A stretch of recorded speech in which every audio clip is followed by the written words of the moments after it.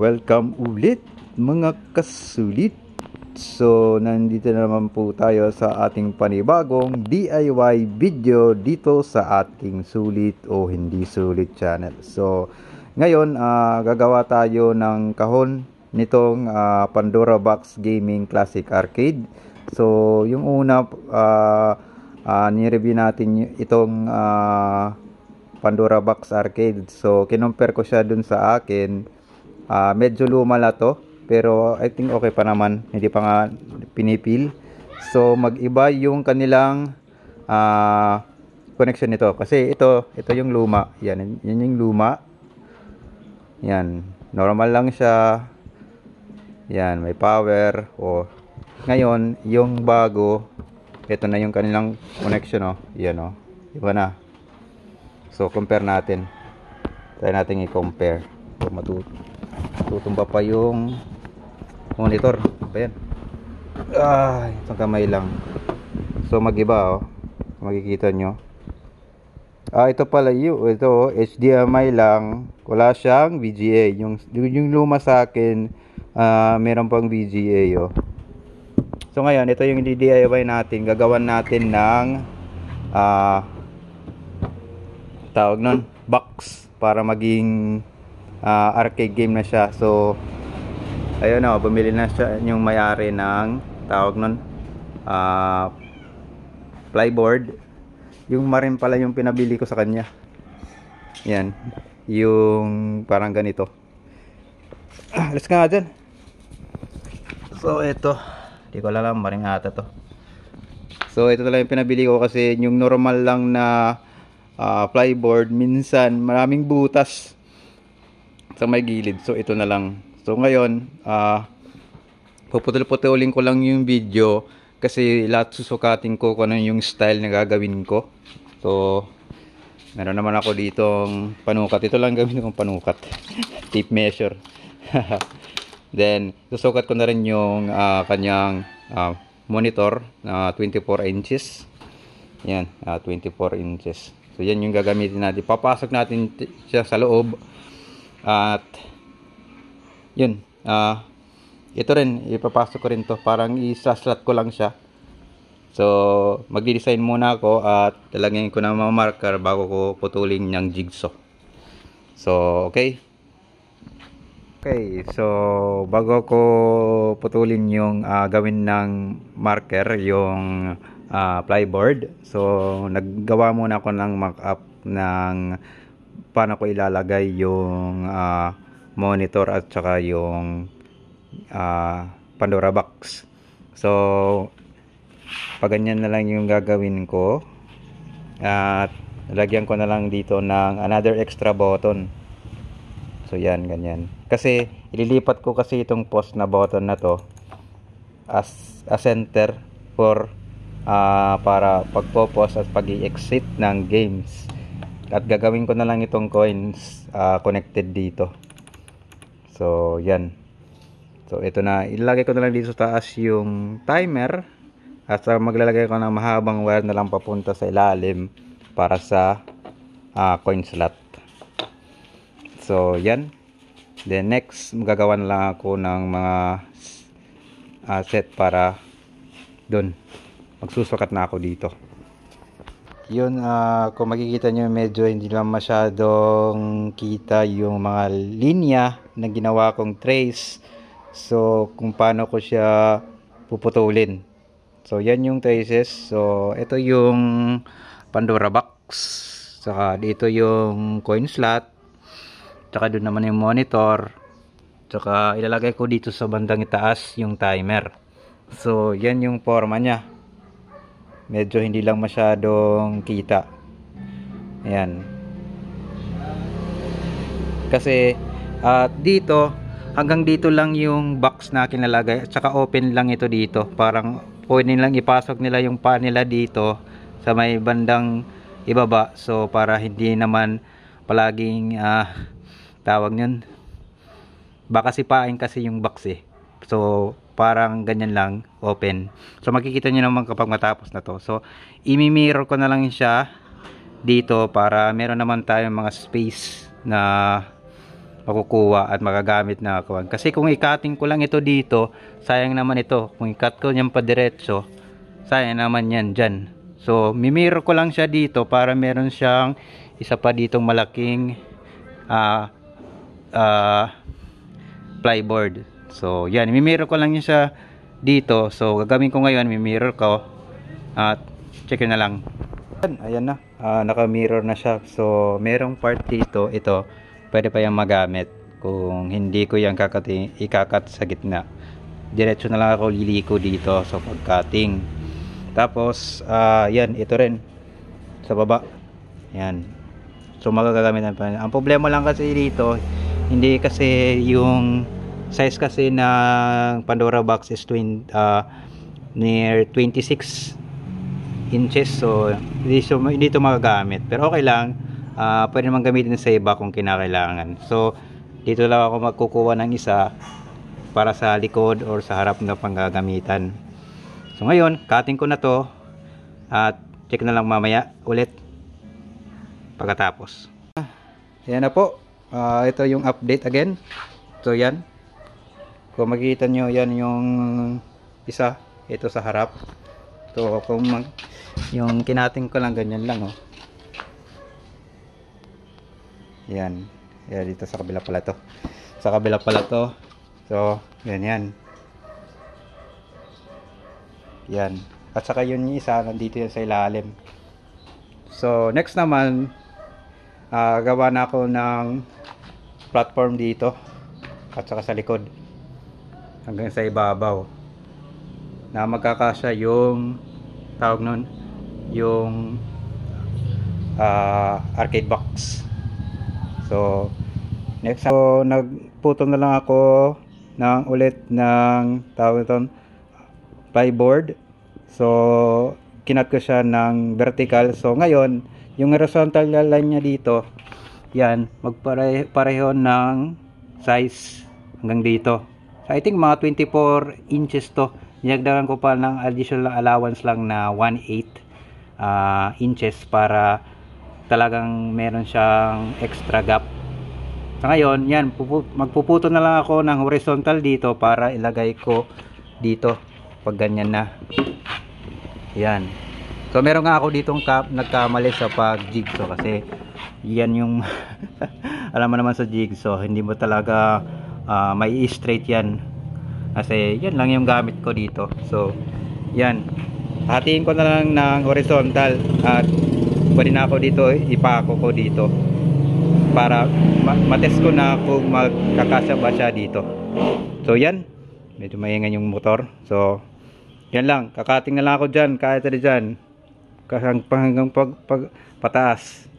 So malalagay ko yan dito. So update na lang ulit. Okay na, nakat ko na yung iba dyan. Medyo dumilim na nga eh. Yun na lang yung gagamitin ko para sa LCD. Bubutasan ko yan. I think okay naman, konting bawas lang yan. So ito, nandito na yung iba. Yan. So ikakabit ko na lang for testing lang. Kakabit ko lang muna temporary, pero hindi pa yan tapos. So yung isang ganito na lang yung magiging likod. Kasi yung nagawa ko na dito ay para dito, at yung dito, yung meron ditong maliit na 2.5 inches. Dito, wala pa ito dito. So ito lang muna, hanggang dito. Yan lang muna yung ikakabit ko. So mamaya kakabit ko na, makikita nyo kung anong itsura nito. Ayan o, nakikita nyo, nakakabit na yung kinabit ko lang temporarily yung tawag ito, yung Pandora box arcade. So yan. So pwede yung tanggalin ito, pwede itong tanggalin. Nanggal sa angat to. Yan ang angat. So flash lang siya dyan. Yan, monitor na lang sa ibabaw. Then okay to. Test natin sa upuan. Yan. Ganyan lang yan. At kung hindi naman sila gustong kung medyo mataas, madali niyang putulin yan sa baba. Madali niyan. Kaya ginanyan ko para yung paa, yan, papasok doon. Kasi kung iba, yan, para hindi sipain. So yan. So dito ko na lang ilalagay yung butas para sa coin slot, at ito ko ilalagay sa taas yung butas para sa timer. So yan oh. So ito yung forma niya. So yan yung forma niya. So update ulit natin mamaya ulit, baka bukas na ito kasi madilim na. Okay, nandito na tayo sa ating second day ng paggawa ng ating DIY box para sa Pandora Box Arcade Gaming. So yan, eto na. So yung gagawin ko ngayon, yung paglalagyan ko ng monitor. Yung style ko na lang dito, lalagyan ko na lang siya dito ng pagpapatungan ng monitor. So yung magiging itsura nito parang ganito na lang. So kung ilalagay natin dito, parang ganyan na lang yan. Yan, parang ganyan na lang yan. At dito lalagyan na lang yan ng salamin para hindi para hindi masira yung monitor. So kasi yung kung merong bata maglalaro, minsan tinutulpok o dinidiinan yung monitor. So ito yung ating update. Magpuputol na lang ako ng isa dito para lagyan ng monitor. At saka maglalagyan na lang ako ng guide dito para yung lalagyan ng salamin. So dito siya ipapasok pataas, dito siya ipapasok pataas yung salamin para to protect yung protektahan yung LCD na gagamitin natin dito. So ngayon, yan yung tatrabahuin ko muna, yung lalagyan ng monitor, at saka i-continue ko na lang yung mga kulang kasi yung iba wala pa, wala pang takip sa ilalim. Pa yung mga kulang, at saka bumili na rin yung mangyari ng liha para kasi marami mga dito yung lampas na pag gamit ng jigsaw. Yan, marami pa yan oh. So yun yung katrabahuin ko ngayon. So next na lang for ating update. Yan, kung makikita nyo, tinest ko na yung monitor at saka yung Pandora box paglagay, at saka yun may cover na dito sa ilalim. At ganoon din dito, yan, meron na. So ito na lang yung paglagay ng salaming sa harapan. So kung makikita nyo dito, meron akong ginuhit dito ng marker. So ito yung magiging alignment o paglagay ng salamin. So yan. So mag-sample tayo ng ano ba yung gamitin natin? Ito na lang. So ito kung ito yung sa dulo ng salamin, sa may gilid, ito yung magiging forma nya. So nakapasok yung salamin, yan, nakapasok dyan, at saka 1 to 2 mm nakapasok siya dyan. Tapos lagyan ko na lang ng mga stopper dyan, yung may mga arrow. Yan, lagyan ko ng mga arrow para stopper, para hindi matulak yung salamin papunta sa loob. So kung ito naman, yan, ganyan. Ano ba yun? Yan, ganyan din sa may gilid. So yan na lang yung aking gagawin. At saka yung tawag nun sa likod, yung cover sa likod. Ang plano ko dito sa likod, close ito, meron lang door para pagkuha ng coins. At saka ito malaking door na parang L, ganito, parang L, ganyan. So bubuksan siya pababa kasi hindi ko lalagyan dito ng fix na plyboard, kasi kung kukunin yung lilinisan yung salamin, iaangat lang siya pataas. So parang L lang yung gagawin ko ditong cover hanggang dito, tsaka meron lang bisagra, yan, tsaka open lang siya papunta dito. Dan ito naman dito fix cover na meron lang pintuan. Di lang alam kung gagawin pang drawer type. So kasi naka slope ito, kasi mataas doon, mababa dito. So yun na lang gagawin ko, at saka magbubutas na lang, at saka pipinturahan ng itim. Bumili na yung pintura yung may-ari, then yun na, matatapos na to. At saka bumili na lang, bibili pa siya ng counter nosing para dito. Kasi di maganda naman kung walang counter nosing. At saka pala dito, meron pa akong nilagyan dito ng kahoy. Kung tanggalin natin ito, tanggalin natin yan. At ito ilalagay ko dito yung reset button. Kasi yung post dito at saka reset, gagawin ko na lang, tawag nun, coin button. Para yun yung isa. So lagyan natin ulit. At saka hindi pala na yung stand doon, hindi naman nakakaambalan sa mga wire. So yan.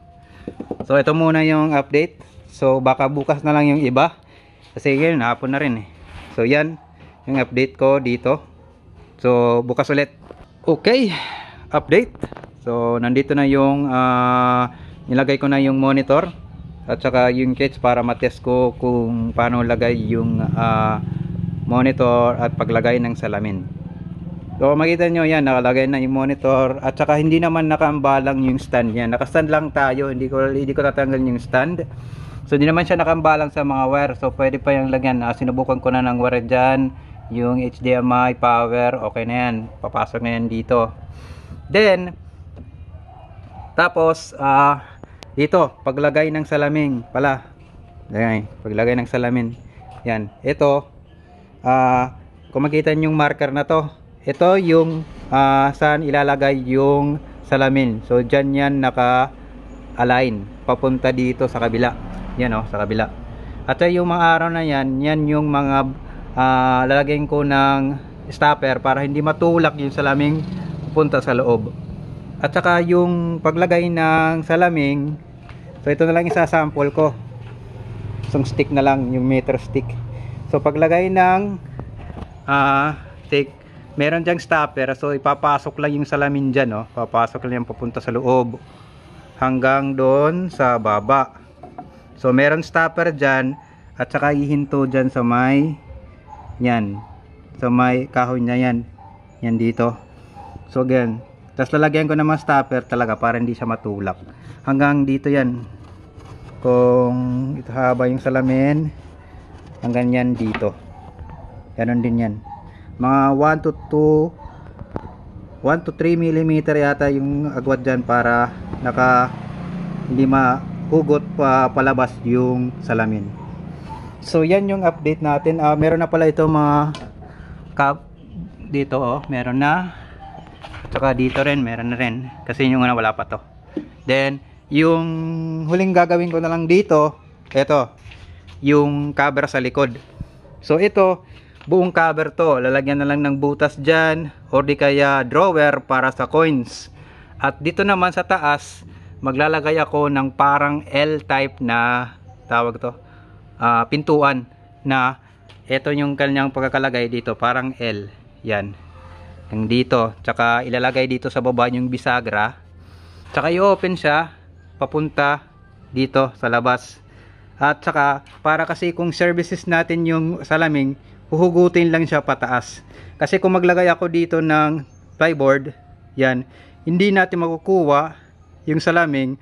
Tatanggalin pa natin yung mga tawag nun, braces, yung ay mga stopper dito. So yan yung idea ko for now, baka magbago pa. So yan, lininisan ko na yung mga gilid-gilid. Then bumili na, ay order pa yung may-ari ng tawag to, counter nosing dito. Yung black rubber lang yung gagawin namin counter nosing. Ayoko nang gumamit ng aluminum kasi minsan umuhupas at saka madaling masira. So yan, update. So bukas ulit diretso na tayo sa paglagay ng cover sa likod.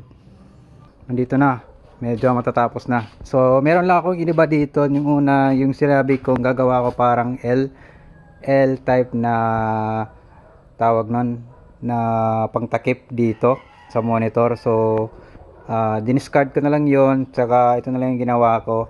So lalagay na lang ako dito ng bisagra para siyang pintuan na pababa pa, ganyan, pababa. So yan.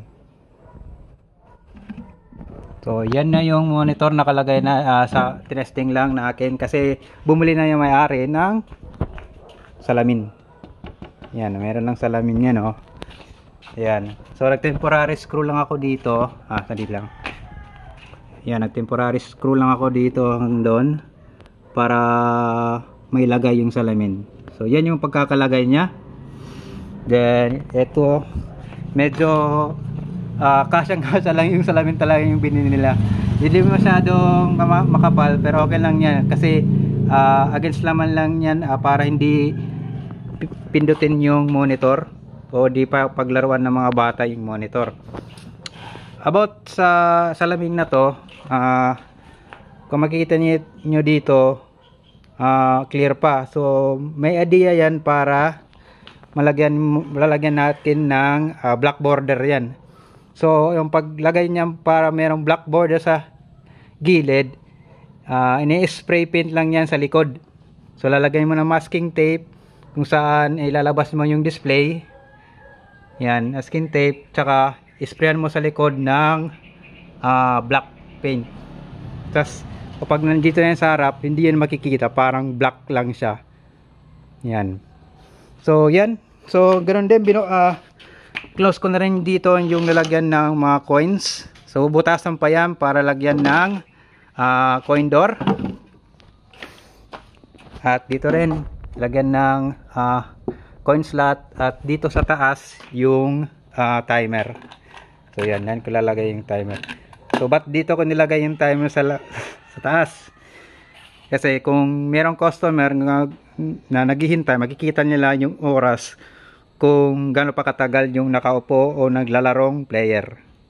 So ito muna yung update. Next ulit, pintura na lang to at pagkabit ng mga crates. Uli na namin gagawin yung paglagay ng corner nosing kasi nahirapan yung may-ari maghanap nito ng corner nosing, yung rubber type. So maghihintay pa kami, pero okay na yan. After that, lilinisan na yan, tsaka pintura. So next update na lang ulit. So nandito na mga kasulit. So binutasan ko na yung sa may ibabaw paglagay ng timer, at ito paglagay din ng coin slot. At doon rin sa likod ito yan, binutasan ko na rin yan, at pwede na yung lagyan ng bisagra para sa pintuan, para sa coins. At ito rin, hindi pa nilagyan ng bisagra pero okay na rin to. At about pala sa paglagay ng salamin, kung makikita nyo dito, meron ako ditong nilagay na parang lever type yan, no? Ganyan lang yan kung tatanggalin yung salamin. Meron din sa itaas, yan, no? Meron din dito. So yan, ginaganyan lang yan. So, pwede nang tanggalin yung salamin. Ngayon, ang gagawin natin, pinturahin na lang to, lagyan ng pintura. Yung itim yung gagamitin kong pintura. So okay, impisan natin. Patanggalin ko pa yung monitor, salamin, itong timer, at umpisan natin. Ilagay ko doon ko ilalagay para mainit-init naman pag pintura. So okay, ito na guys, ito na yung update natin ulit.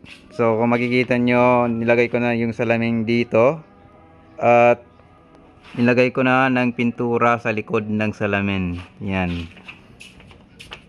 So yan, ginamitan ko lang siya ng spray paint at in-score ko na lang dito yung blade yung ginamit ko.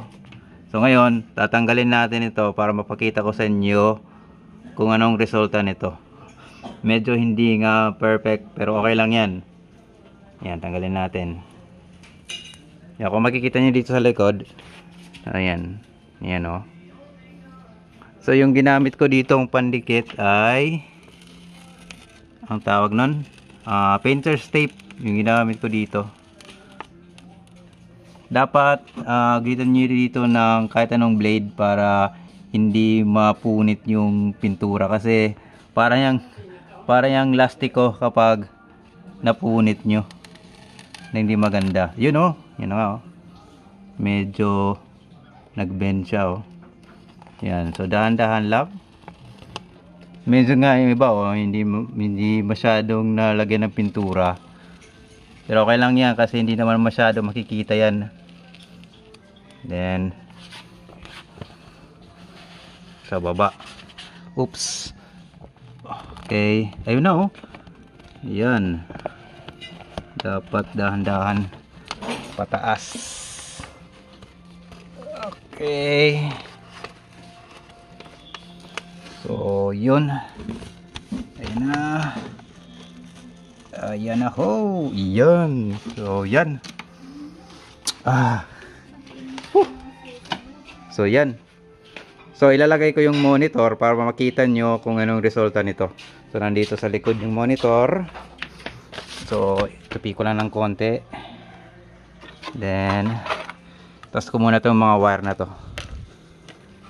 So, ilagay natin yung monitor. Tingnan nyo, hindi na makikita yung bezel ng monitor pag nilagay na yan. Ayos na lang natin. Yan. Kompleto na ba? So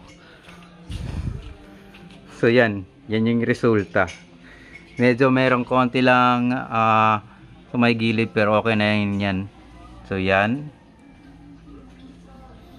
Merong pang isang orange dito, tatanggalin ko pa. So yan yung ating update. Then yung gagamitin next update ko na lang dito ay sa wirings. So medyo mahaba kasi nandito yung timer sa taas.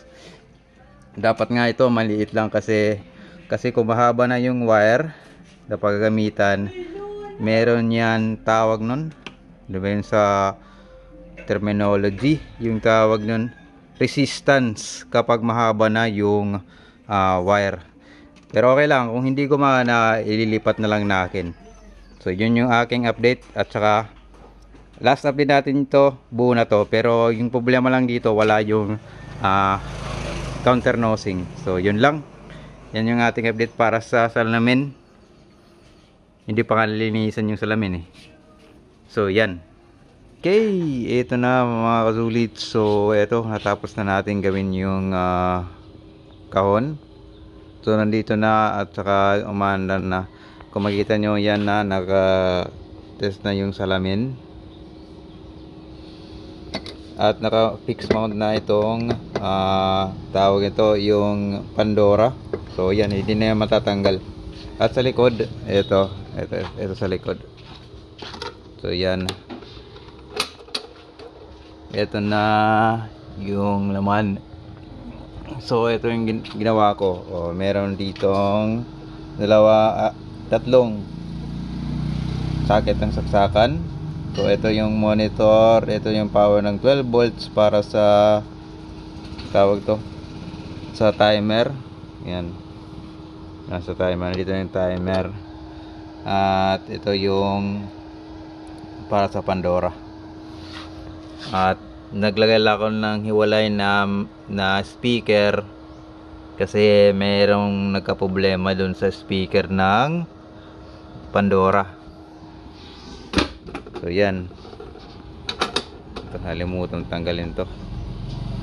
Wala pa ngang kandado yung wala pa yung kandado yung sa baba dito sa coins. So ito yung coin. Yan. So yan yung kagagawa niya. At binutasan ko na rin yung mga gilid dito pang labas lang ng init ng konti. So yan. At saka ito yung reset.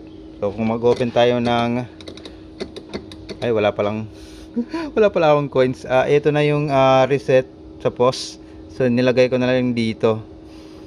So pwede na yan. Okay na yan. Yung kulang na lang yung counter nosing. Pero I think okay na kahit walang counter nosing. Pero mas maganda pa rin kung mayroong counter nosing kasi para hindi masira yung mga gilid. So yan, kung gusto nyong kopyahin paano gawin to, magkuha ko ng metal stick. kung gaano ba kalaki ito. So okay, ito kahaba dito, ito yata ay 24 inches. So 24, ito 24, yan 24, pero hindi 24 na dulo hanggang dulo, 24 lang yung parang sinandwich yan, o 24. Yan, yung lapad naman niya ay nasa 18, yan 18 inches dito. Saka ito, pwede na kayong magtilag kung kailan na lang. Ito 14 inches, yan, depende sa height naman niya. Ito yung parang yung pahiga, I think mga kailan ba yun, 40 inches ata ito, 24 ba yan, 24. Yung kuan tawag nun, 48 inches. Yan, 48 inches ang haba pababa sa ibabaw. At dito na 7 inches. So yan lang. So kayo na lang may idea kung gusto nyong kopyahin. Yan. So dito na lang, at ililipat na namin ito, ilalagay na namin sa kanila. So yan na. Mukhang wala akong energy. Mabot kasi ito ng I think ilang araw, kasi hindi naman tuloy-tuloy na ginawa ko. So yan yung box na Pandora box to. At yan na yan, hindi nakikita sa likod. So yan.